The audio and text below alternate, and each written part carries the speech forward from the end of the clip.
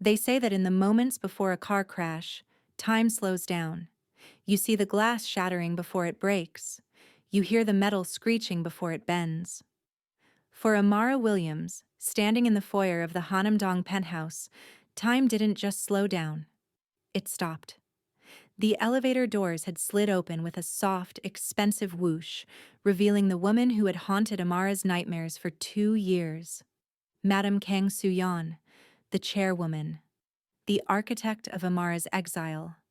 She stood there, framed by the steel of the elevator, dressed in a Chanel suit that was white as bone. In her hand, she held a black Hermes handbag, clutching it like a weapon. She had walked in with a smile, a practiced plastic thing meant to disarm her son. And then she saw the baby. The smile didn't fade. It shattered. It fell off her face like a mask unhinged. Her eyes, usually sharp and calculating, went wide and hollow. The color drained from her skin so fast Amara thought she might faint. Thump. The handbag slipped from her fingers. It hit the marble floor with a heavy, dead sound. It was the only noise in the penthouse. Madame Kang didn't look at Minjun. She didn't look at Amara. She stared at the child in Amara's arms. Leo, 18 months old. Dressed in a tiny cream suit that matched his mother's dress. He had his father's dark, intense eyes and his mother's curl pattern. He was undeniable. He was a living, breathing testament to a secret that refused to stay buried. Leo stared back. He didn't cry. He didn't hide his face. He looked at the terrified woman with a solemn curiosity, gripping the lapel of Amara's dress with one small fist. Minjun, Madame Kang whispered. Her voice was unrecognizable. It wasn't the voice that commanded boardrooms.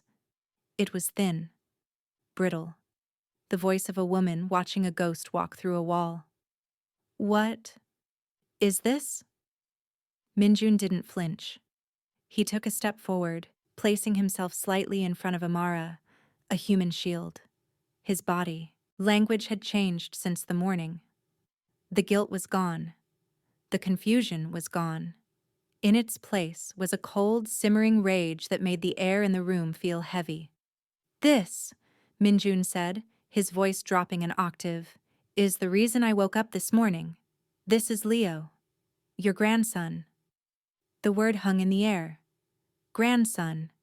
It was an accusation. It was a verdict. Stop right there. If you are new here, and you are wondering why the air in this room is thick enough to choke on, or why a grandmother looking at her grandson looks like she's seeing a monster, you have missed the most explosive revelation of the year. You need to know what happened in episode 2. Here is the truth. Minjun, the CEO, standing there looking ready to burn the world down, didn't know he had a son until 24 hours ago. He thought Amara, the love of his life, had taken a 50 million won payoff and run away. But in the last episode, he found the receipts. He ran a DNA test, 99.9% match. And more importantly, he found out why she ran. It wasn't for money. It was because this woman, Madame Kang, threatened to destroy Amara's parents in Atlanta if she didn't disappear. Minjun just realized that his mother is the villain of his life story. And she just walked into the lion's den without realizing the lion is awake. If you haven't watched episode 2, the DNA test, pause this video. Go back. Watch the betrayal. Watch the tears. You need to see the moment he found out the truth. For everyone else, buckle up, because the family reunion is about to turn into a war zone. Grandson. Madame Kang repeated the word as if it were a curse in a foreign language. She finally tore her eyes away from the baby and looked at Minjun. You cannot be serious. I have never been more serious in my life, Minjun replied. He walked over to the console table where he had left the document. He picked it up. The paper rustled in the silence. I had the lab run the test this morning, he said, holding it out to her. Would you like to read the genetic markers? Or would you prefer to explain to my fiancé why you threatened to revoke her father's pension? Amara felt a jolt go through her spine. Fiancé. He had used the word again. It wasn't true. There was no ring, no proposal, just a desperate plan hatched in a bedroom 10 minutes ago. But hearing him say it, claiming her so openly in front of the woman who treated her like trash, made her stand a little straighter. Madame Kang looked at the paper. She didn't take it. She swiped her hand through the air, knocking it from Minjun's grip.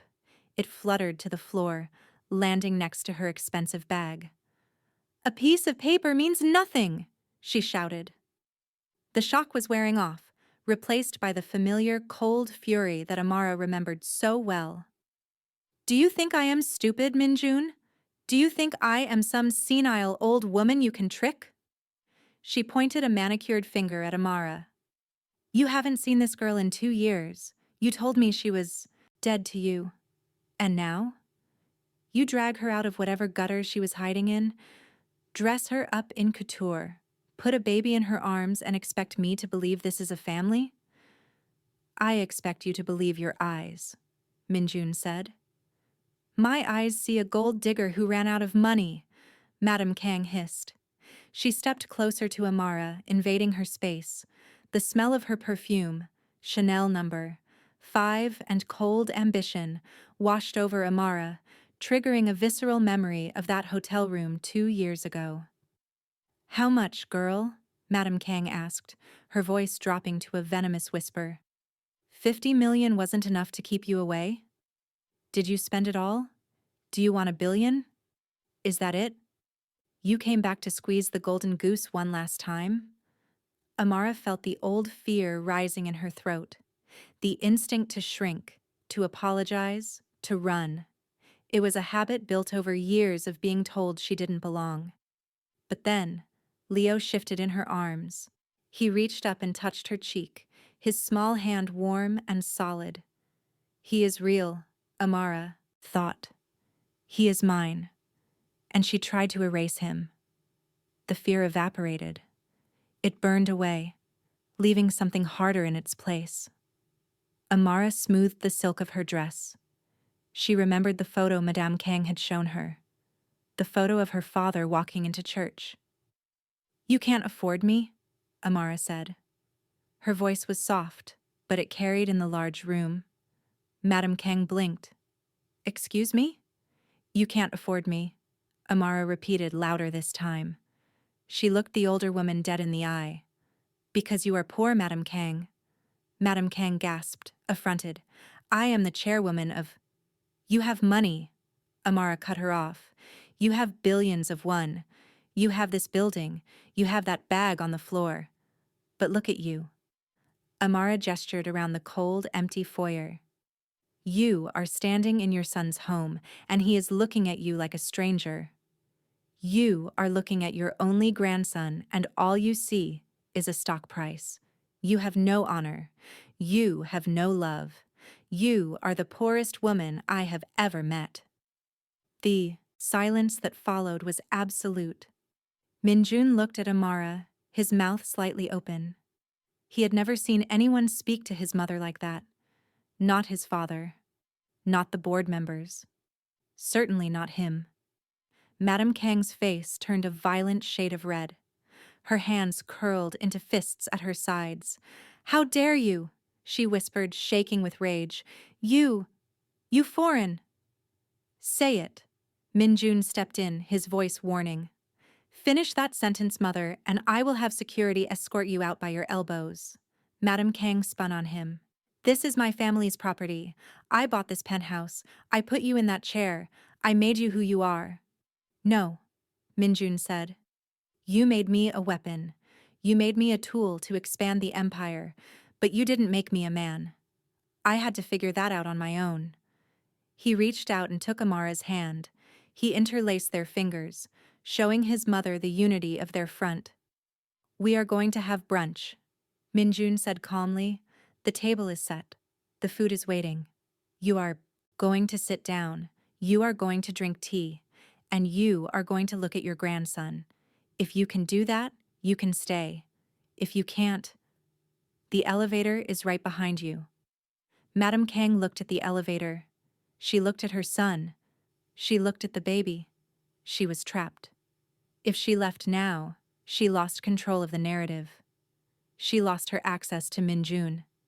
She lost the ability to manipulate the situation. She took a deep breath.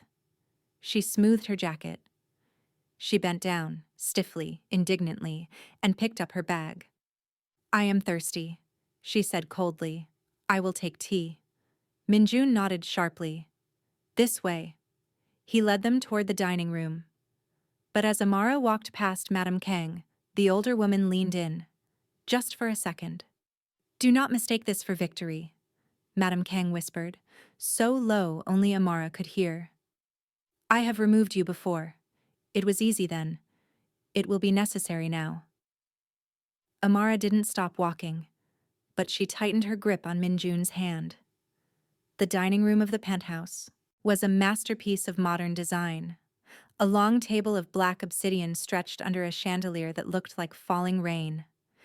The view outside was of Namsan Tower, standing tall over the sprawling city. Usually, this room felt cold to Amara. Today, it felt like a battlefield. Minjun pulled out a chair for Amara at his right hand, the place of honor. He placed Leo's high chair directly between them, protecting the child from both sides. Madame Kang sat opposite them. She sat rigidly, her back not touching the chair. She stared at the table setting as if the silverware offended her. Mrs. Choi, the head housekeeper, entered with a silver pot. Her hands were shaking visibly as she poured the tea. The staff could feel it too, the pressure in the room dropping. "So," Madame Kang said, taking a sip of tea, "let us discuss the logistics of this situation." "There are no logistics," Minjun said, buttering a piece of toast for Amara. "There is only reality." "The reality," Madame Kang countered, "is that K-Tech's stock is fragile. The merger with Hannul Group is next month. If the shareholders find out you have an illegitimate child with a foreigner, the deal collapses." "Leo is not illegitimate," Minjun said. "I am recognizing him." "Quiet!" Madame Kang snapped. "You are thinking with your heart, not your head. Listen to me, we can handle this quietly. We send the girl and the child to Switzerland. I have a villa in Zurich. Excellent schools, private, comfortable." She looked at Amara, her eyes gleaming with calculation. "You would like Zurich," she said, her voice turning fake sweet. "Clean air, no paparazzi, and I will provide a monthly stipend, $5,000 a month, for the child's expenses." Amara nearly choked on her tea. She set the cup down, the china rattling against the saucer. "You are trying to buy me off again," Amara said, "in front of your son." "I am offering you a life," Madame Kang corrected. "A life where you are not torn apart by the Korean media. Do you know what they will do to you here? They will dig up your past. They will mock your accent. They will call your son a mongrel on the internet. I am offering you protection." "You are offering me exile," Amara said. "It is better than the alternative." "Enough." Minjun slammed his hand on the table. The silverware jumped. "There will be no Zurich. There will be no stipend. Amara stays here. Leo stays here. And if the Hannul merger collapses because they are too racist to accept my son, then I don't want their money." Madame Kang laughed. It was a dry, humorless sound. "You sound like your father when he was young. Idealistic. Foolish. You think love conquers all? Love does not pay the shareholders, Minjun. Power pays the shareholders." She leaned forward, her eyes locking onto her son. "I made you CEO. I cleared the path for you. I removed the obstacles, including her. Do not make me remove you to save the company." The threat hung in the air, naked and ugly. She was threatening to fire her own son, to orchestrate a coup in the boardroom. Minjun stared at her. For the first time, he saw her clearly, not as a mother, but as a machine. "You can try," Minjun said softly, "but you forget one thing, mother. And what is that? Father is still the chairman. You run the company, but he owns the controlling shares. And he will never side with you against his own blood. Madame Kang smiled. It was a terrifying, triumphant smile. Your father, she said, picking up a napkin and dabbing her mouth, is a sick old man. He sits in his garden and feeds his koi fish. He signs whatever papers I put in front of him. He doesn't even know what day it is half the time. Do you think he has the strength to fight me? She stood up, looming over the table. I am the K-Tech Empire, Minjun. I am the one who holds it together. And I will not let you burn it down for a nanny. She reached for her bag. I will give you 24 hours to reconsider Zurich.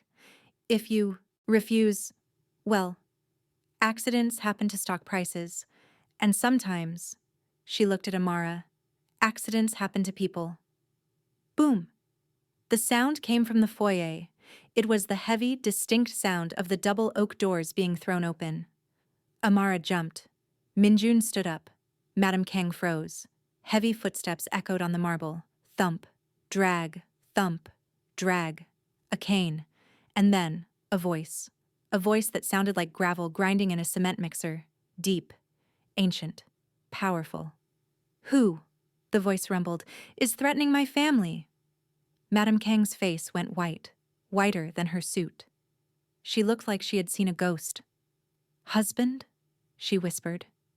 Standing in the archway of the dining room was Chairman Kang Min-seok. He was leaning heavily on a dragon-headed cane. He was wearing a traditional hanbok, dark gray and simple. He looked frail, yes. His skin was like parchment. But his eyes were burning with a fire that 80 years hadn't extinguished. Behind him stood 4 large men in black suits. The chairman's personal guard. The old guard. He walked into the room. Every step looked painful, but he refused to stop. He walked past his wife without looking at her. He walked straight to the high chair. He stopped. He leaned down, peering through thick glasses at Leo. The room held its breath. This was the moment. The sick old man his wife had dismissed. The final authority. Leo, oblivious to the power dynamics, looked at the new face. He saw the shiny dragon head on the cane. He reached out a sticky, banana-covered hand and grabbed the dragon. No! Madame Kang shrieked. Get away from him! Amara half rose from her chair to intervene. But the chairman didn't pull away. He didn't scold. He chuckled. It started as a wheeze in his chest and turned into a full-bellied laugh. Ha! He likes the dragon. The chairman straightened up, a grin cracking his stern face. He has a good grip, strong hands, like mine. He looked at Minjun. Is it true? The DNA? 99.9% father, Minjun said, bowing his head in respect. The chairman nodded. He turned slowly to his wife. Su-yeon, he said. His voice was quiet, but it carried the weight of a mountain. You told me the girl took money. You told me she hated us. She did, Madame Kang insisted, her voice rising in panic. She is a fraud. She... Quiet, the chairman snapped. The single word silenced her instantly. He looked at Amara. Did you take the money, child? Amara stood up. She trembled, but she spoke clearly. No, sir. I never took a dime. Did my wife threaten you? Yes, sir. She threatened my parents in America. She said I had to disappear. The chairman closed his eyes. He let out a long sigh, and for a moment, he looked incredibly tired. I built this company on honor, he said softly. I built this family on strength. And you, my wife, have turned us into thugs. He opened his eyes. They were hard as diamonds. The boy is a Kang, he announced. He will be added to the family registry tomorrow. He is my grandson. And he is the heir. The words hung in the air like a decree from God. The heir. Madame Kang Su-yeon, the woman who had ruled the Kang family with an iron fist for 30 years, slumped in her chair. It wasn't a physical collapse, but something deeper. The air went out of her. The terrifying certainty that had propelled her through decades of corporate warfare evaporated.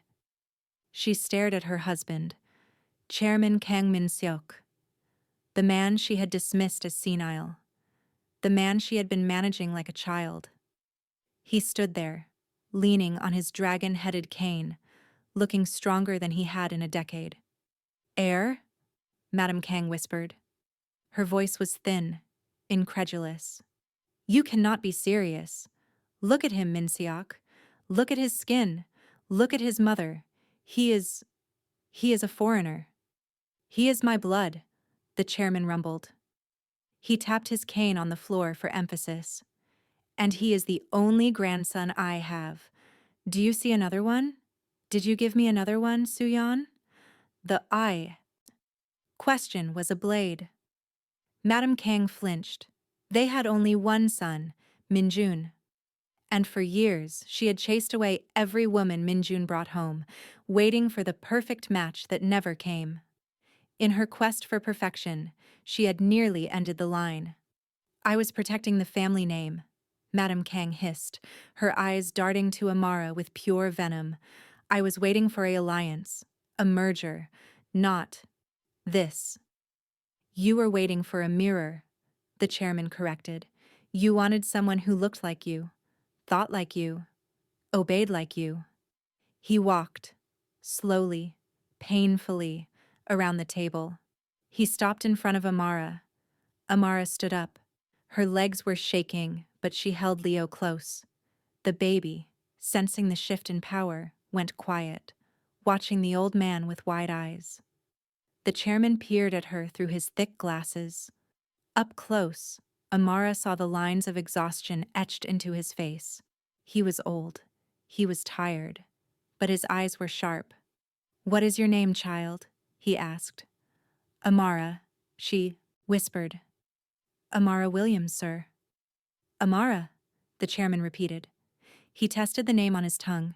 "It means grace in many languages, also immortal in Sanskrit. A strong name." He looked at Min-jun. "You chose well, son," the chairman said. A small, genuine smile touched his lips. "She has fire. She stood up to your mother. Not many people do that and live to tell the tale." Min-jun bowed his head, his face flushed with a mixture of relief and pride. "Thank you, father." The chairman turned back to Amara. He reached into the pocket of his handbag. His hand shook slightly, a tremor of age, not fear. He pulled out a small pouch. It was made of red velvet, worn soft with time. The drawstrings were gold thread, fraying at the ends. "I was saving this," the chairman said, his voice dropping to a rasp, "for Min-jun's wedding day, for the woman who would stand beside him and carry the weight of this family." He opened the pouch. Inside lay a ring. It wasn't a diamond, it wasn't gold, it was jade. A single solid band of imperial green jade, carved with dragons and phoenixes. It was thick, ancient, and radiated a quiet power. Amara gasped. She knew enough about Korean culture to know what this was. This wasn't just jewelry. This was a seal, a symbol of the matriarch. "Sir," Amara stammered, stepping back. I can't. We aren't married. I am just—" "You are the mother of my grandson," the chairman interrupted. "And you are the woman who saved him from being erased." He took her left hand. His skin was dry and papery, but his grip was firm. He slid the jade ring onto her index finger. It was cold, heavy. "It fits," the chairman said, satisfied. He looked at his wife. Madame Kang was staring at the ring with a look of pure, unadulterated horror. She wasn't wearing jade, she was wearing diamonds. Flashy, modern, expensive. But the jade was the throne. "That ring belongs to the family vault," Madame Kang shrieked, standing up. "You cannot give it to her. She is an outsider." "She is family now," the chairman roared. The sound filled the room, silencing his wife instantly. "And as long as she wears that ring, Soo-yeon, she is under my protection. If you touch her, if you threaten her family again, if you so much as look at her with disrespect." He didn't finish the threat. He didn't have to. The look in his eyes promised a destruction so complete it would leave no ash. Madame Kang sank back into her chair. She looked small, defeated. "You are making a mistake," she whispered, tears of rage pricking her eyes. "You are destroying everything we built." "I am saving what is left," the chairman said. He turned back to Amara. He patted her hand, then reached out and tickled Leo's chin. The baby giggled, a bright, happy sound that broke the tension in the room like a sunbeam through storm clouds. "He likes me," the chairman chuckled. "Good. Bring him to the main house tomorrow. I want to show him the koi pond. And the library. He needs to start learning." "Learning, sir?" Amara asked. "Learning to be a king," the chairman said simply. "It takes a lifetime." The chairman didn't stay long. His strength was fading. He leaned heavily on his cane as his bodyguards escorted him out. He paused at the door, looking back at his son. "Minjun," he said. "Yes, father?" "Do not let her go again," the chairman said, nodding at Amara. "A woman who fights for your child is worth more than a merger." "I know, father," Minjun said softly. "I won't." The heavy oak doors closed behind him, the sound of his cane fading down the hallway. Thump, drag, was the only sound for a long moment. Then, Madame Kang stood up. She didn't look defeated anymore. She looked composed. Cold. The mask was back in place. She smoothed her white suit, picked up her black handbag and adjusted her diamond earrings. She walked toward the door. She moved with the grace of a predator who had missed a kill, but was already planning the next hunt. She stopped in front of Amara. Amara held her breath. She clutched Leo tighter. She felt the weight of the jade ring on her finger, heavy and strange. Madame Kang leaned in. She smelled of expensive perfume and ice. Her eyes, devoid of any warmth, bored into Amara's. "You think you have won?" Madame Kang whispered. Her voice was so low only Amara could hear. "You think because an old man gave you a trinket, you are safe." "He gave me his protection," Amara whispered back. "He is 82 years old." Madame Kang smiled. It was a terrifying, thin smile. "He has a bad heart. He has maybe a year, maybe 6 months." She leaned closer. "Time is on my side, chérie, not yours." She reached out and patted Leo's cheek. Amara flinched, pulling the baby away. "Enjoy the penthouse," Madame Kang said, straightening up. "Enjoy the ring. But remember, accidents happen in this city every day. Brakes fail, gas lines leak, people disappear." She looked at Minjun, who was walking toward them, sensing the threat. "Goodbye, mother," Minjun said coldly, stepping between them. "Goodbye, son," Madame Kang said. "I will see you at the board meeting on Monday. We have much to discuss regarding the restructuring." She walked out. The elevator doors opened and swallowed her whole. When the elevator doors closed, the silence that fell over the penthouse was deafening. Minjun let out a breath he seemed to have been holding for an hour. He turned to Amara. His face was pale. "Are you okay?" he asked. Amara looked down at her hand. The jade ring was dark green, almost black in the dim light. It felt ancient. It felt like it had a heartbeat of its own. "She threatened me," Amara whispered. "She said accidents happen. She said time is on her side." Minjun swore softly. He paced the room, running a hand through his hair. "She is bluffing," he said. "She has to say that. She lost face today. She lost control. She is lashing out." "Is she?" Amara asked. She looked up at him. "Minjun, your father. He is the only thing stopping her. What happens when he is gone?" Minjun stopped pacing. He looked at her, and Amara saw the fear in his eyes, the same fear she felt. Then I become the chairman, Minjun said, and I protect you. Can you? Amara asked. She is your mother. She knows your weaknesses. She knows how to hurt you. Minjun walked over to her. He took her face in his hands. His thumbs brushed away a tear she hadn't realized had fallen. She knew the old me, Minjun said fiercely, the son who wanted to please her, the boy who was afraid of disappointing the family. That man is gone, Amara. He died the day I found out she betrayed us. He kissed her forehead. It was a soft, desperate kiss. I will burn K-Tech to the ground before I let her touch you again, he promised. I swear it. Amara wanted to believe him. She looked at Leo, who was happily chewing on his fist, oblivious to the war that had just been declared over his future. We need a plan, Amara said, her voice steadying. We can't just react to her. We need to be ahead of her. We will be, Minjun said. Tomorrow, we register Leo. Tomorrow, we make it official. Once he is in the registry, he is protected by the law, not just my father. And tonight? Tonight, Minjun said. We lock the doors, we set the alarm, and we stay together. He picked up Leo. He held his son close, smelling his hair, grounding himself in the reality of the child he had almost lost. I'm sorry, Minjun whispered into the baby's neck. I'm so sorry I didn't know. Amara watched them, father and son. They looked so much alike it hurt. She touched the jade ring. It was cold against her skin. Protection, the chairman had said. Target, Madame Kang had promised. Amara realized then that the ring wasn't just a shield, it was a declaration of war. By wearing it, she was claiming her place in the dynasty. She was challenging the queen.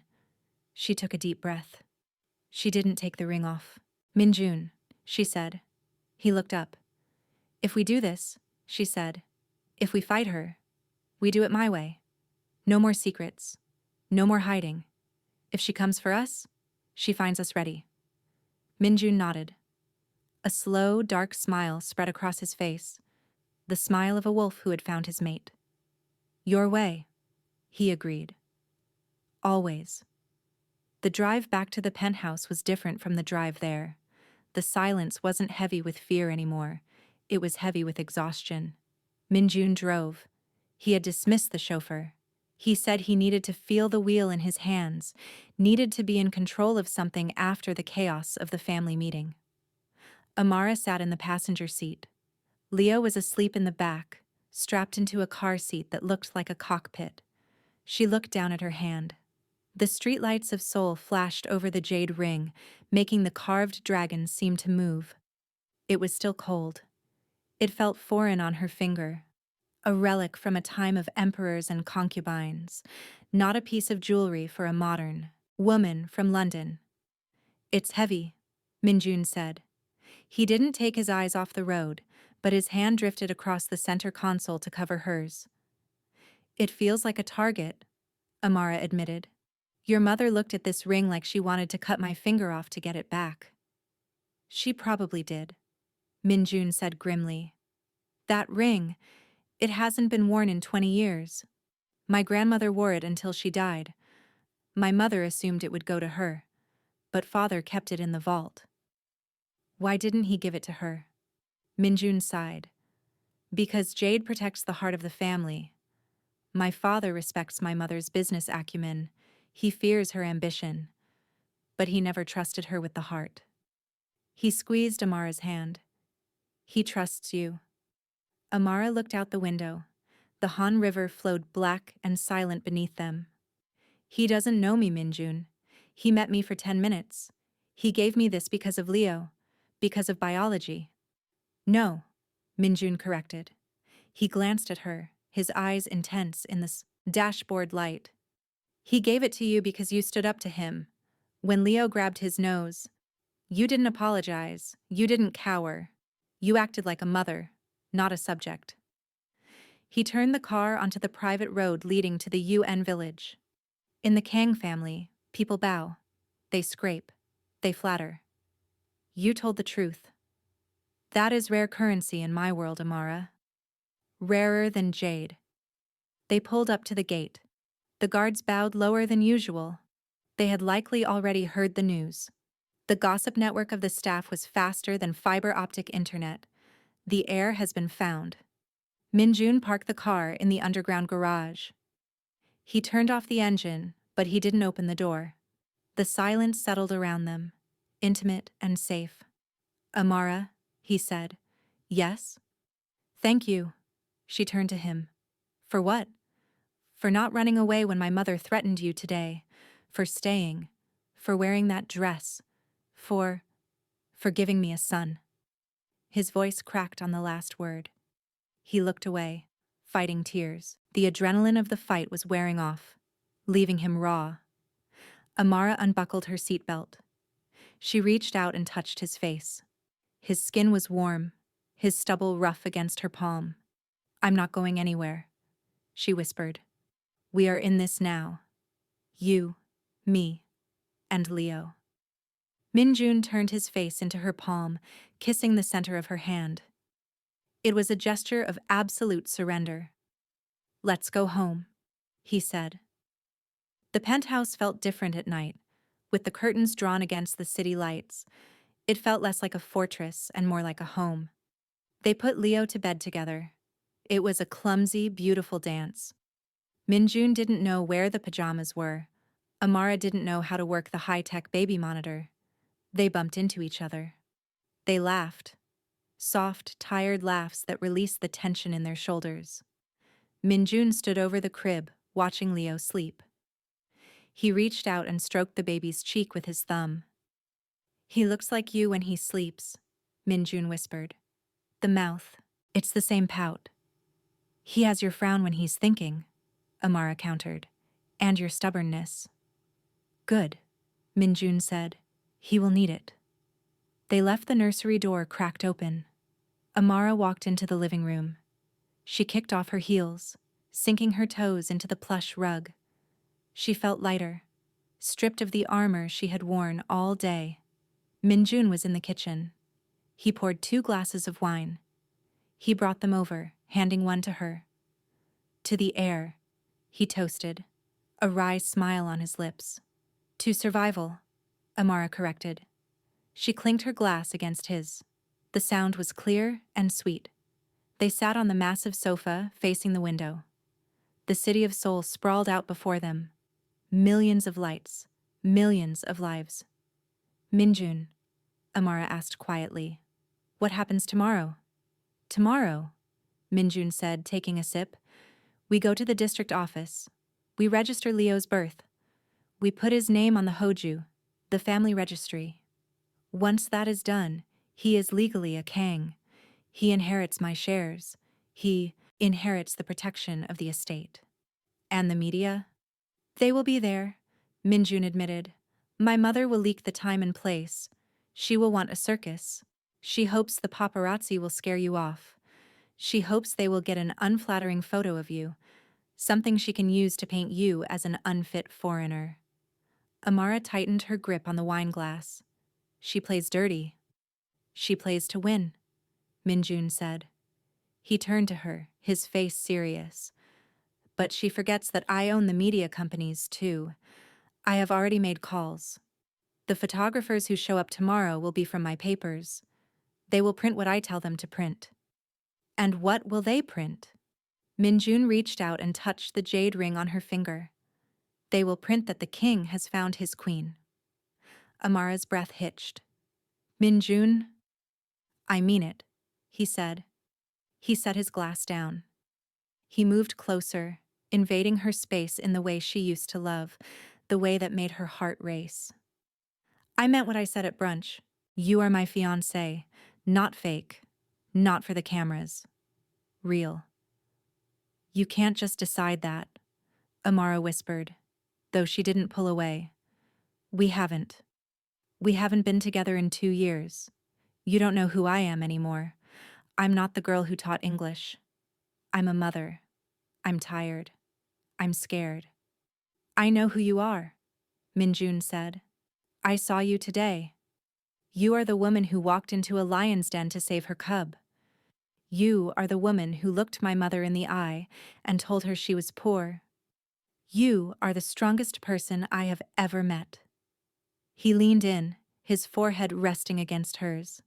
"And I am the man who has spent 730 days missing you. Every morning, every night. I tried to date Amara. I tried to forget. But every time I closed my eyes, I saw you." "I missed you too," Amara admitted, the truth tumbling out. "I hated you for a while. I thought you abandoned us, but I missed you. God, I missed you." Minjun kissed her. It wasn't like the kisses in the movies. It wasn't explosive. It was slow, deep. It tasted of red wine and relief. It was a kiss that said, "I am home." Amara melted into him, the fear of the last 2 years, the stress of the poverty, the terror of the threats. It all dissolved in the heat of his skin. He pulled back just an inch. His eyes were dark, searching hers. "Stay with me tonight," he whispered. "Not in the guest room. Here. With me." "Minjun." "Just to sleep," he promised. "I just need to know you are there. I need to wake up and see you. I can't handle waking up to an empty bed again." Amara looked at him. She saw the vulnerability he hid from the world. "Okay," she whispered. "Okay." The sun rose over Seoul at 6:15 a.m. It filtered through the sheer curtains of the master bedroom, painting stripes of gold across the duvet. Amara woke up slowly. For a second she panicked, not recognizing the ceiling. Then she felt the arm draped heavy over her waist. She smelled the cedarwood scent of the sheets. She turned her head. Minjun was asleep beside her. His face was relaxed. The lines of stress smoothed away. He looked younger. He looked like the man she had met in the library 3 years ago. She watched him sleep. She allowed herself a moment of peace. But peace in Seoul is a fleeting thing. Her phone buzzed on the nightstand. She reached for it quickly, silencing it before it could wake him. It was a text message. Unknown number.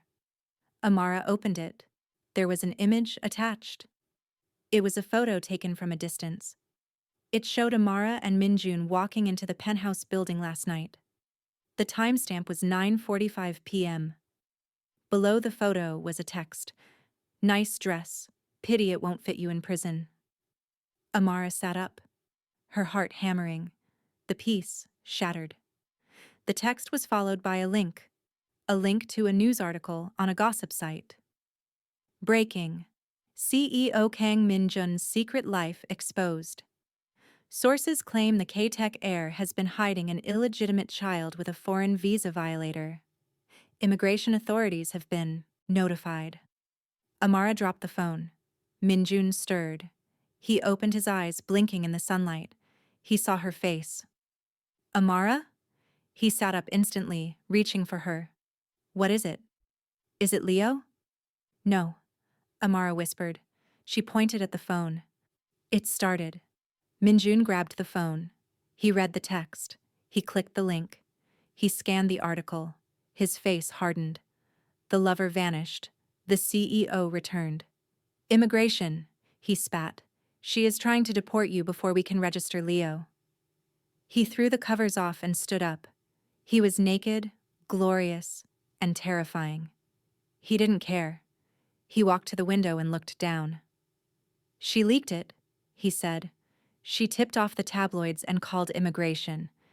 She is trying to create a scandal so big that the board forces me to step down or forces you to leave to save me." He turned to Amara. "Get dressed," he said. "Minjun, if immigration comes, they won't get past the gate," he said. "But we have to move fast.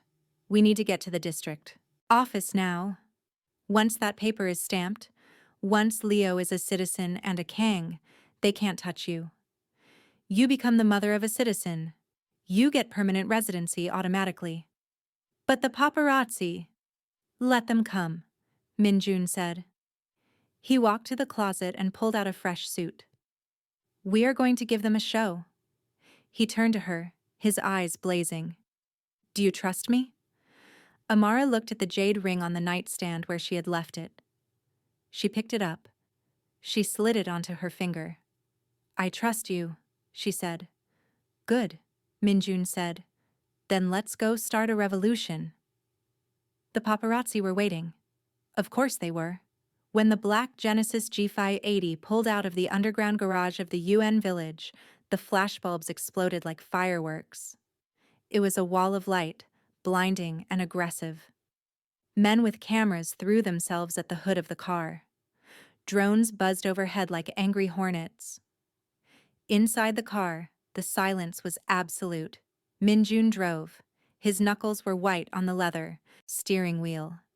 He wore a charcoal suit, sharp enough to cut glass, and dark sunglasses. Beside him, Amara wore a simple white dress, something that looked innocent, maternal, yet expensive. On her finger, the jade ring caught the morning light. Leo was in the back, strapped into his car seat, happily oblivious to the chaos, playing with the dragon-headed toy the chairman had sent over an hour ago. "Don't look at them," Minjun said, his voice tight. "Look at me." Amara turned her head. She saw the muscle feathering in his jaw. She saw the way his eyes darted to the rearview mirror, checking for tails. "There are so many," she whispered. "How did they know?" "My mother," Minjun said. "She leaked the time. She leaked the location. She wants a circus. She wants you to be overwhelmed. She wants a photo of you looking terrified so she can sell it to the papers as guilt." He reached over and squeezed her hand. "Don't give it to her. When we get out of this car, you hold your head up.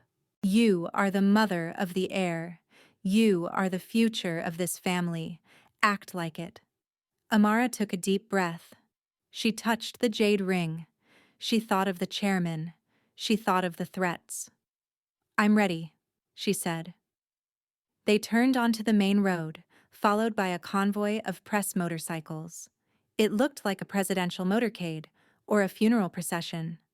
"We have 10 minutes until we reach the Yongsan district office," Minjun said. "Once we are inside, it is a government building. They can't follow us past the lobby, but the immigration officers will be waiting."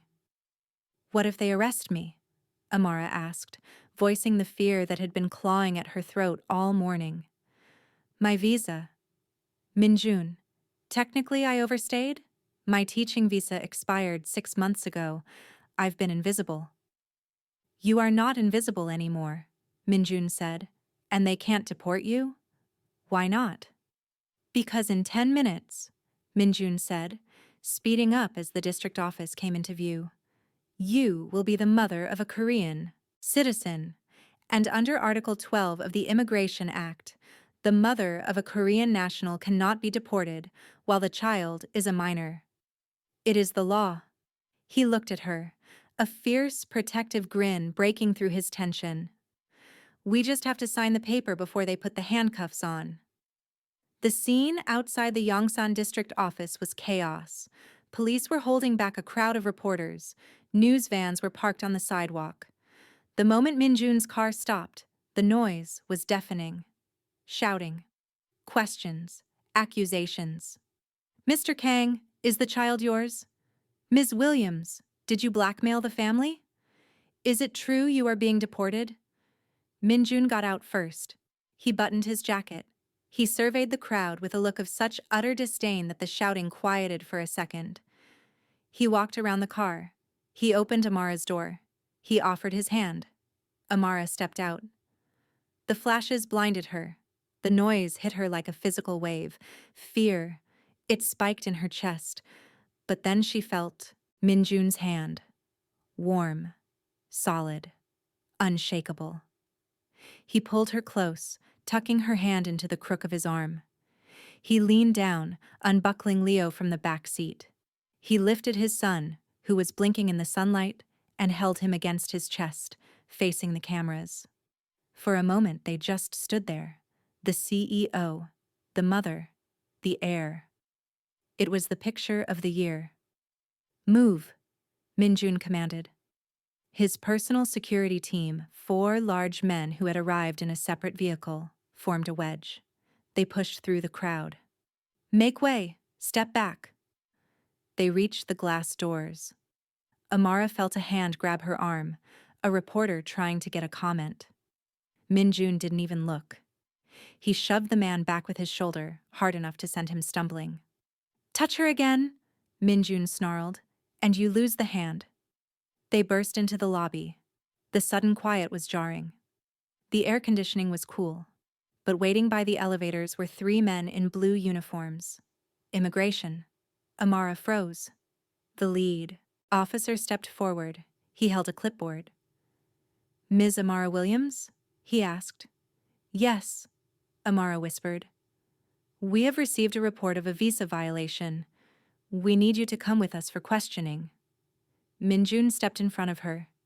She is not going anywhere. Sir, the officer said, recognizing him but not backing down. This is a legal matter. Her visa expired 180 days ago. She is here illegally. We have orders to detain her pending deportation proceedings. Whose orders? Minjun asked. My mother's? The officer blinked. I cannot disclose the source of the report. I am Kang Minjun, CEO of K-Tech. I am here to register the birth of my son. This woman is the mother. If you touch her before I sign the registry, you are interfering with the rights of a Korean citizen, my son. He pointed to the baby in his arms. This is Kang Leo. He is a citizen by blood. He has the right to be registered, and his mother has the right to witness it. The officer hesitated. He looked at the baby. He looked at the furious CEO. He looked at the jade ring on Amara's finger. You have 10 minutes, the officer said, checking his watch. If the registration is not complete in 10 minutes, we take her. Let's go, Minjun said. They ran to the elevator. The family registry office was on the 2nd floor. It was a mundane room. Beige walls, fluorescent lights, bored clerks stamping papers. It seemed too ordinary for a moment that would define the rest of their lives. Minjun marched to the counter. He slammed the DNA test and the application form onto the desk. Birth registration, he said. Name, Kang Leo. Father, Kang Minjun. Mother, Amara Williams. The clerk, a young woman, looked up. She recognized him instantly. Her eyes went wide. Mr. Kang? Process it, Minjun said. Now. I need the mother's passport. Amara handed it over. Her hands were shaking. The clerk typed, click, clack, click. It sounded like a countdown. Sir, the clerk said nervously, the system shows a flag on the mother's visa. Overwrite it, Minjun ordered. The child takes my citizenship. The mother's status is irrelevant to the child's right. I need a supervisor. No, Amara cried. We don't have time. Outside the glass doors of the office, the immigration officers were waiting. They were checking their watches. Call the minister, Minjun said to the clerk. Call the Minister of Justice. Tell him Kang Minjun is on the line. The clerk looked terrified. Sir, I can't. Just stamp the paper, Amara pleaded. Please, look at him. She pointed to Leo. He was born here. He belongs here. Just stamp it. The clerk looked at Amara. She saw the desperation. She saw the baby. Maybe she was a mother too. Maybe she was just tired of rules. She grabbed the red ink stamp. Thump. She stamped the document. Thump. She stamped the registry. It is done, the clerk whispered. She handed Minjun the certificate. Kang Leo, citizen of the Republic of Korea. Minjun grabbed the paper. He turned to Amara. He pulled her into a hug so tight it knocked the wind out of her. He's safe. Minjun buried his face in her neck. He's ours. The glass doors opened. The immigration officers walked in. Time is up, the lead officer said. He reached for Amara's arm. Ms. Williams, you need to come with us. Minjun held up the paper. "Read this," he said. The officer looked at the fresh red ink. "She is the mother of a Korean national," Minjun said. "Under the F6 visa provision, she is entitled to immediate residency status to care for the child. If you arrest her, you are separating a citizen from his primary caregiver. Do you want to explain that to the press downstairs?" The officer read the paper. He looked at Minjun. He looked at his partners. He sighed. He closed his folder. "We will update our records," the officer said stiffly. "Ms. Williams, you must report to the immigration office within 48 hours to formalize your status. But you are free to go." They walked out. Amara leaned against the wall, her legs shaking so hard she couldn't stand. Minjun caught her. "We did it," she sobbed. "We beat her. We won the battle," Minjun said, kissing the top of her head. "But the war isn't over." They left the building through the back exit, avoiding the press. The drive home was quiet, but it was a victorious quiet. Leo had fallen asleep, clutching his dragon toy. Minjun held Amara's hand the entire way. He wouldn't let go. "My mother will be furious," Minjun said as they approached the penthouse. "She played her ace, immigration, and it failed. She will be quiet for a while. She needs to regroup." "Good," Amara said, closing her eyes. "I need quiet. I need a bath. I need a week of sleep." They pulled into the underground garage. It was empty. Safe. They took the private elevator up to the penthouse. "I'm going to order dinner," Minjun said as the doors opened. "Anything you want. Pizza, sushi, champagne?" "Champagne," Amara laughed. "Definitely champagne." The elevator doors slid open. They walked into the foyer and stopped. There was luggage in the foyer. 3 Louis Vuitton trunks. Expensive, monogrammed. And sitting on the bench, scrolling through her phone, was a woman. She was Korean. Beautiful. Incredibly stylish. She wore a trench coat that looked like it cost more than Amara's life savings. Her hair was a glossy waterfall of black silk. She looked up as they entered. Her face lit up with a smile that was dazzling, perfect, and completely terrifying. "Minjun!" she cried. She stood up and walked over to him. She ignored Amara. She ignored the baby. She walked straight to Minjun and kissed him on the cheek. "I'm back," she announced. "Paris was dreadful. The fashion week was a disaster." She stepped back, looking him up and down. "And look at you. Still so handsome. I missed you, Jagia. Honey." Minjun looked like he had been punched in the stomach. He went pale. Paler than when the DNA test had arrived. "So-hee?" he whispered. "Who is So-hee?" Amara asked, her voice cold. The woman turned. She looked at Amara. Her eyes flicked to the jade ring on Amara's finger. A flash of recognition and hatred crossed her face, fast as a whip. "Oh," the woman said, her smile turning sharp. "You must be the help." She extended a hand. "I'm Park So-hee, the heiress of Hanyul Group." She paused, looking back at Minjun, and Minjun's fiancé. Wait, what did she just say? Fiancé? Minjun just fought his mother. He just fought the government.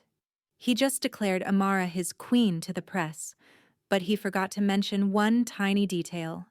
He is already engaged to Park So-hee, the daughter of the Hanyul Group chairman, the merger that is supposed to save the company. Amara is wearing the jade ring, but So-hee is wearing the official engagement ring. Minjun is trapped. If he breaks the engagement with So-hee, the merger fails, K-Tech goes bankrupt, and his mother wins. If he keeps the engagement, he loses Amara. Who is the real fiancé? Who is the real threat? And what is Amara going to do when she realizes she is living in the same house as the woman her boyfriend is supposed to marry? Subscribe immediately. Episode 4. The betrothal is going to be the most dramatic episode yet. Catfights, business deals, and a secret that Sohee is hiding that could destroy them all. Comment below, Team Amara or Team Sohee. See you in the next episode.